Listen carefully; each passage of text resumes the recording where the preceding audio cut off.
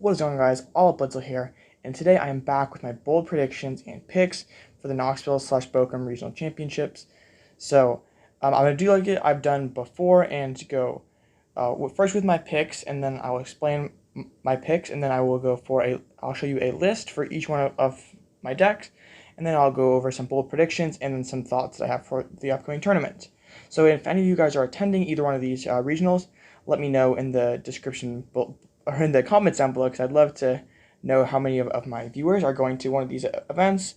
So let's get into the decks we have. Today, my first pick will be my safe pick for points. This means that the upside of this deck, in terms of like winning the event, might not be super high, because you're going to face a lot of mirror matches that come down to coin flips. But just in terms of beating everything else, Lugia definitely gives you that solid chance to... You're never really going to have a game where you're just like, you are completely screwed just based on what you're facing. You pretty much have the tool at your disposal to beat every single deck, but just sometimes you will lose coin flips to those mirrors in the Aerodactyl decks, and then you can be in for a bad time. So that's why it's sort of tough for Lugia to win for Lugia to win the event. Not only are there some hard counters, but also just winning. You have to win so many coin flips for like I don't know if that makes any sense, but my next two are Control, and these are solid picks with upside. These are decks that do not nearly have as high of a floor as Lugia, but they are picks that are still very good and have a very good matchup spread, and they also do definitely have the upside to win the event. So we have Eldegoss Control, and this has been a deck I've been kind of advocating for a while. Ever since Sander top 8 with Liverpool, I played a lot of games with this deck, and still remains one of the most solid picks in format. And I feel like going into OCIC, a lot of people were prepared for Control. You saw Snorlaxes and Bird Keepers and Lugia. And now, after Control did relatively poorly in OCIC, we might see a lot of those tech cards and Lugias go in a different direction. And then Vikavolt, this is just surely a knee-jerk reaction to OCIC, where I saw, like, you see that Lugia, Lost Box, Mew were the three best and most dominant decks. Lugia wasn't playing Cologne. Lost Box didn't really have anything great to do with item lock. And with Sky Seal Stone, now we have a pretty decent time into Mew, at least a lot better than it was before. So at least on paper, Vikol's matchup spread is very good into the expected meta. And finally, we have a new category, 9-0 or 0-2, and this is Dracovish. And you guys might remember, Dracovish was the first deck I ever featured on my channel, and I always felt that it was very underrated as a deck. And I quickly put it away after that video because Lugia was playing Cologne, and if they were playing Cologne, that's basically an auto loss. But for the last two tournaments, Lugia has not played Cologne. So Dracovish is sort of just trying to target down those top four decks in Mew, Lugia, Regis, and Lost Zone Box, and then you're probably taking losses to most other decks in formats. RC Sterilodon and Goodra are pretty bad, and Vikavolt isn't very good if they're playing Aerodactyl. But the goal with this deck is to have 4 auto wins against the 4 best decks, and you sort of have to get lucky hitting those matchups. But I think OCIC was probably the most optimal moment for this deck, but I think there still might be a window for it for Knoxville / Bochum. So I will have a list for it. I have definitely changed my list a little bit since that original video that I made, but I'm kind of nervous about Cologne and Lugia. That'd be the one thing I would be afraid of.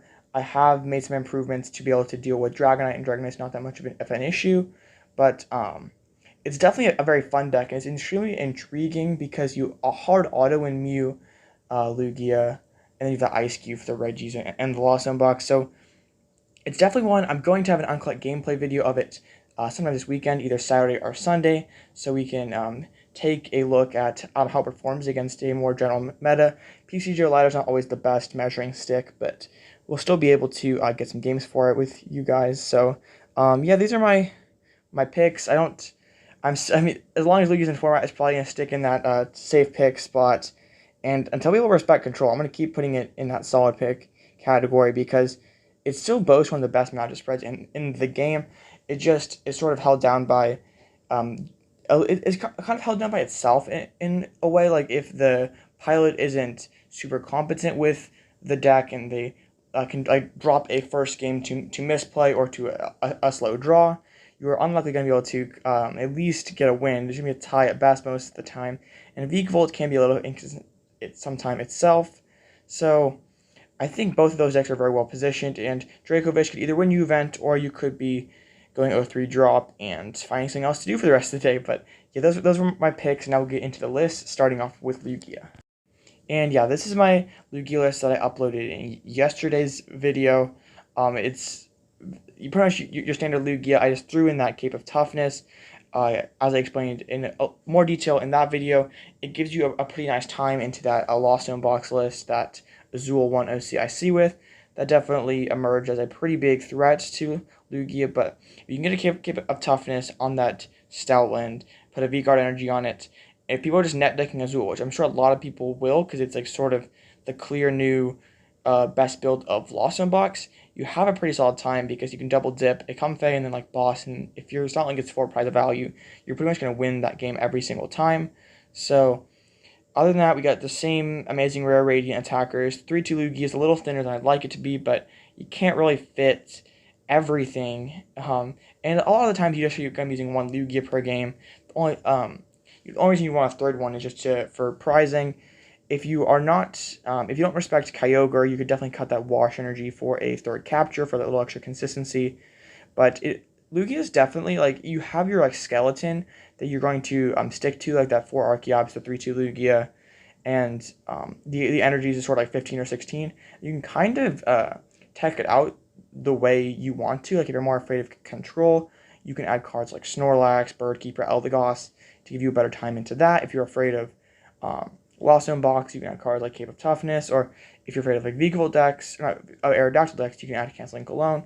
So I think Lugia has all the tools in its kit to beat every single deck and format, and has everything. It has an option to beat every deck and format, but it can't fit all those cards consistently. So it's sort of just part of the trick with Lugia. Each event is just meta calling and knowing like which of my tech cards are going to be valuable for this particular tournament after the meta has sort of developed. And in my case, I'm guessing that Lost Box tech will be the important tech for Lugia for this event, but that's solely based on your own personal judgment. And if you think that Aerodactyl is going to be more common, Paralysis decks, Control, you can adjust your deck accordingly. So that's why I think Lugia is one of the most strong decks that we've seen in a long time, because it's just so versatile that they can play basically an endless combination of Pokemon special energies, and has tech cards for basically every scenario that, while it might not win every event because it kind of has to nail those tech cards perfectly to win the event, but if it does nail those tech cards for the specific meta, it's going to win just because it's consistent enough to beat every deck and format, and it's not a lot you can do about it, especially when it wins that coin flip. There's very few decks, at least in my 8 years playing Pokemon cards, that have been as dominant as Lugia going first, aside from maybe ADPization. It's probably the only deck that can hold be compared. So yeah, that's Lugia. Definitely a strong pick. No shame if you pick Lugia, and I do think this is what I would play if I were going to Knoxville. Next up, we have Control, and if you've been watching my videos for a while, you'll realize this is the same Control deck that I uploaded last week for my OCIC picks video. I haven't changed out a card because I still feel like Control's window is very much open, especially after Dragonite won the OCIC. That sort of affirms my my opinion that Flying Pikachu is a superior way to play over the Ice Cube build to that Azul's team played for Orlando. And I sort of wonder in the back of my head if they sort of, since they kind of shaped the meta, if they played Ice Cube the weekend before, and then they realized that, hey, if people are going to pick up Control, they're going to pick up our updated list over Sanders' old Flying Pikachu list. So they're going to pick up Ice Cube, and we can just play Dragonite, which is already good with Sky Seal Stone, and it'll also beat those Ice Cube decks. I sort of makes me wonder, but anyway, Flying Pikachu is still going to be very strong into that Lost Box and Reggie's matchup. All you have to do is Lost City their Dragonite, and it should be smooth sailing from there. We have Yveltal to get rid of the energies in the Lugia and Mew matchup. Also, Snorlax can be very useful to get rid of that Lumineon Archeops. If you can use it to KO one Archeops, the game is pretty much over because it's basically impossible for them to maintain Lumineon loop with only one Archeops.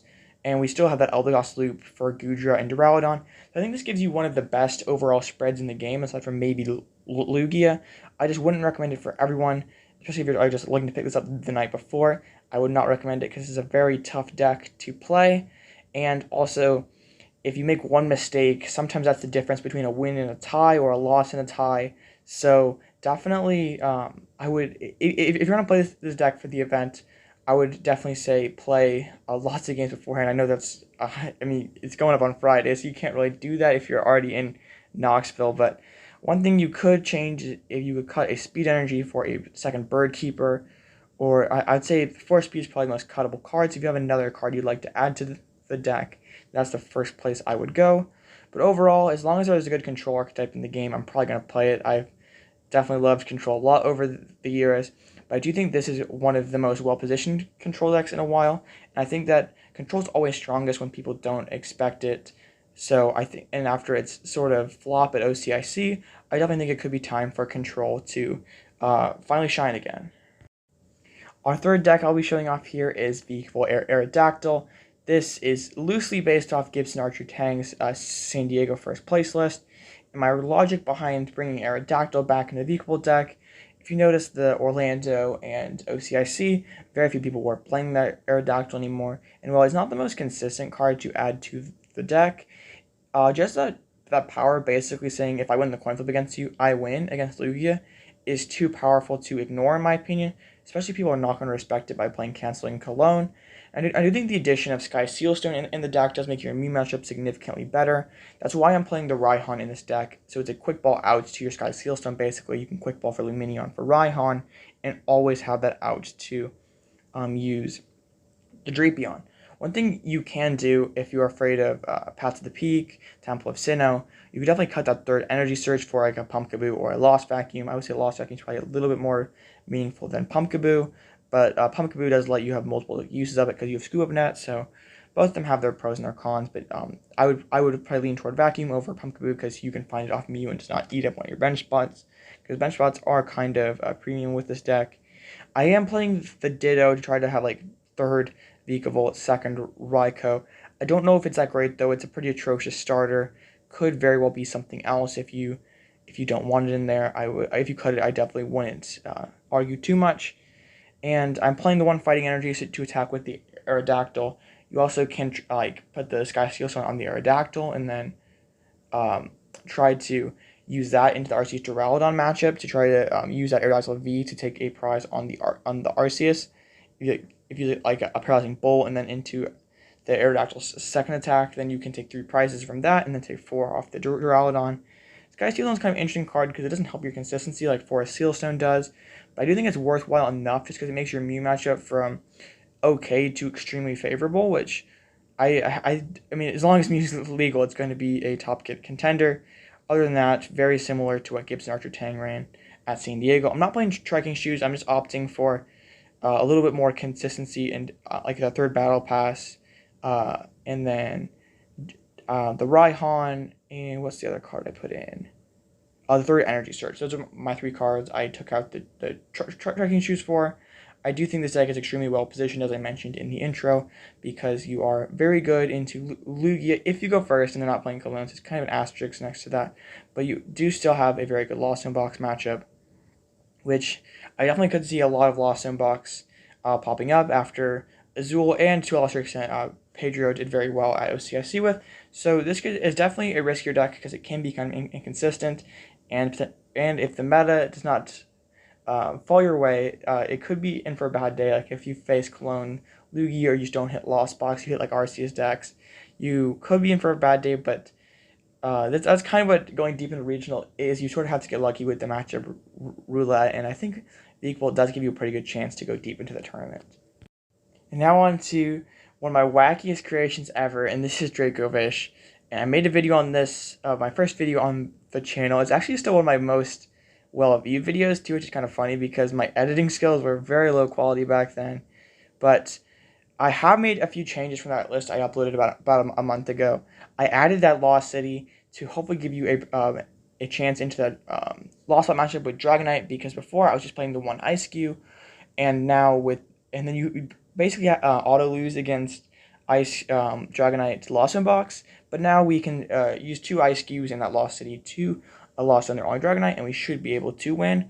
I will say in that matchup, you want to try to go first, drop Wash on that Ice Cube, get turned to solo block face, and then if they come back at you with a Shroud on Dragonite, you can then punch for 70 with block face and try to get your other Ice Cube down with a Wash Energy on it. And once you do drop that other Ice Cube, fill up your board with all your other rare fossils, so that way they cannot just use rope to get past your Ice Cube. They have to keep swinging with Dragonite or have Rope Boss, which we can kind of try to hope to disrupt with Marnie. And then we try to move into that second Ice Cube after we get knocked out, and then just Lost Zone their Dragonite, and then should be easy from there. I know that's kind of crazy, and you have to draw optimally, but I do think it's a viable win condition, and we'll be having an uncut gameplay video with this on, should be Saturday, but maybe Sunday, depending on when I get things made. So, and then into Lugia and Mew, we have that Primal Law on the Raikou V that makes it so if they're active, our opponent cannot evolve any of their Pokemon, so we're going to try to go first, Mew, and get down a rare fossil, and then Boo Shake it into the Dracovish, and then just if we get solo Dracovish, we should win. We win automatically against Mew. We do have to build a second one in the Lugia matchup because we have to play around Radiant Charizard. Then we have the Fan of Waves to make it so Lugia can hopefully never attack us. And we do have playing the second Ice Cube is a bit annoying because it means we have one more bad starter. But we still have a 73% chance to open Mew, so it's still odds in our favor to open Mew. And this deck is definitely a very risky pick because you're pretty much targeting the top 4 decks, and you have very little chance into anything else. So the cards could fall your way, and you could be in for an extremely great time. But if things do not go your way, between either dead draws or just hitting scuff matches, especially if you brick early, get down to those lower tables, and then you're just facing jank, your day could be very bad. But I do think this deck has the ceiling is incredibly high, but the floor is incredibly low. So I don't know. I think this is probably optimal build for this, but I don't know if this is the moment for it. Cologne is seemingly gone from Lugia, but I don't know if it's going to stay that way, as I will mention in the bold predictions next. So play this at your own risk. It's definitely a very fun deck. So if you're going to League, just playing on the ladder, I would definitely recommend playing this deck, just at least getting a feel for it. It's definitely a fun one to get some quick, easy scoops on the ladder. But I do think it does have the potential to take you deep into the tournament, but also has the potential for you to go 0-3 drop. So yeah, that's Dracovish. It's one of my favorite decks that I personally made myself, but it's definitely a very risky pick for Knoxville. All right, on to the final portion of the video, and this will be my bold predictions. I've done this for the last 2 events. I've gone 4 out of 8 for Orlando, and then I think 3 out of 7 for OCIC. So we're back with 7 more, and hopefully we do better than last time. First up, we have the highest placing Lugia. We'll be playing Canceling Cologne, and this is sort of like, I'm predicting that some players will be sort of ahead of the curve and realize that, hey, Lugia for the last couple tournaments has not been playing Cologne. There might be some other smart players who recognize this and try to capitalize it on Aerodactyl, especially Owen Cameraman had a very deep run in OCIC with an Aerodactyl Mew deck. And this is sort of Cologne is kind of a hotly debated card in Lugia because you are still going to be winning those matchups as long as you go first. So it's pretty much those matchups are a coin flip that come down to if you go first or not. So it's always going to be pretty much 50-50. And probably a little better than that because it's not necessarily the easiest for those decks to get down the Aerodactyl on their second turn. So it's like, do you want to focus the resources on making a 50-50 into a very favorable, or would you rather make those tech slots go into a matchup that's unfavorable to favorable? Like, it's sort of how do you want to allot your tech slots? Also, Aerodactyl is not the most common deck running around, so this is definitely interesting. Cologne's always an interesting card in Lugia, but I do think people will bring it back in Lugia, and I think that in order to get to the finals, you will have to be able to take down some Aerodactyls along the way. So that's what my prediction is. My second prediction is highest placing Lost Zone box is Kyogre, and you're probably thinking, what the heck?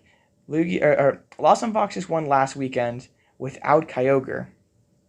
That's the optimal list. Why would they bring Kyogre back?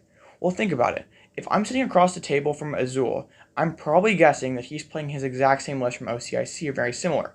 I'm probably not going to make a point to bench Manaphy. And that's exactly where Kyogre is strongest. It's always best when people don't expect it, because I might not be as inclined to drop my Manaphy if I don't think he's running it. Like before, their group always brought Lawson Box, and they always had that against them because they knew that the Kyogre was coming. And that might have also played to Azul's strengths in OCIC, because people are like, oh, Azul always plays Kyogre, I gotta be prepared for Kyogre, and the Kyogre never came. So I'm sort of just guessing that Kyogre, it's best when people don't expect it, and like being able to get 4 prize turns is just so incredibly strong that I don't really care if like this, like it doesn't take that many more slots to fit the Kyogre in there, and the reward is definitely I think outweighs the risk for this particular tournament. Next up, I feel like I've written this one down for like my last 18 million bold predictions videos, but Control and Top Cut, I am a Control believer. I think it's eventually going to get a breakthrough, and like I said for the Kyogre deck, Control is always best when people don't expect it, don't attack for it, don't know how to play the matchup, and I do think that after its weak performance in OCIC, those tech slots are going to go elsewhere. They're not going to go for Snorlax or Birdkeeper. They might go for other cards to improve that Lost Box matchup, and then that leaves them a little more susceptible to Control. Next up, we have Vikavolt, Aerodactyl, and Top Cut. Notice I didn't say that they're going to win the event, because I think they'll run into a Lugia with Cologne in Top Cut, or just run into some bad draws. That's what happens to Vikadactyl sometimes. But I do think it's very well positioned for the event after what went down in OCIC. Next up, we have no Reggies in top 16. I'm a renowned Reggie hater, so this probably comes as not much a surprise to some people. But after seeing Reggie's strong performance in OCIC, Lugias are probably going to be packing Dunsparce, especially after Lugia sees that Lawson Box with that Raikou Sky Seal Stone did well, or even with that Zeraora, and so Dunsparce suddenly becomes a lot more meaningful of a card to play, and that kind of hits Reggie's too. So, and also I just think Reggie's is not that great of a deck, and there's too much that can go wrong. Like it's kind of a high roller deck where you can draw hot and just completely take down a whole tournament because your matchup spread is decent, or you can just break out like 3 rounds and just be basically over. So I'm always kind of a doubter on Reggie's. I know it has a solid spread, but it's also one of the easiest decks in the format to counter, and it can do very little to deal with the counters.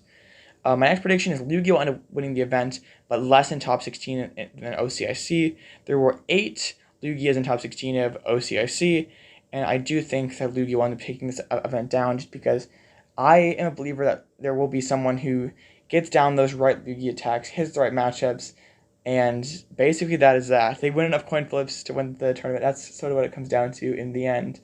But I don't know, like, it's been a couple events since Lugia's won, and I don't know, like Reagan just got so close in OCIC, and I think that if that Water Energy in that matchup becomes something else, or that one of those tech slots turns into something to improve that matchup, he probably wins the tournament. So my final bold prediction is this will be the winner's first regional win. I just feel like there's so many up-and-coming players that are just gotten so close lately, whether they are a senior that's recently aged up, or just a relatively newer player, or even a player who's been around for a long time without a win. There are so many great players that are out of regional win that I feel like it's just someone's due, and someone's going to take this one down for their first regional win. But I want to know what you guys think. What do you think is going to go down in Knoxville / Bochum? Let me know down below. And I, once again, am not going to be going, but I will definitely be watching it. I might not be in Twitch chat that much because I have a busy weekend, but if you do see me, definitely say hi. And I thank you guys for all the support, all the kind words lately. It means so much to me, guys. So if you enjoy this kind of content, consider subscribing and liking the video. It goes a long way. So I hope you guys have a great rest of your day. This has been all Blitz. I'll catch you in the next one.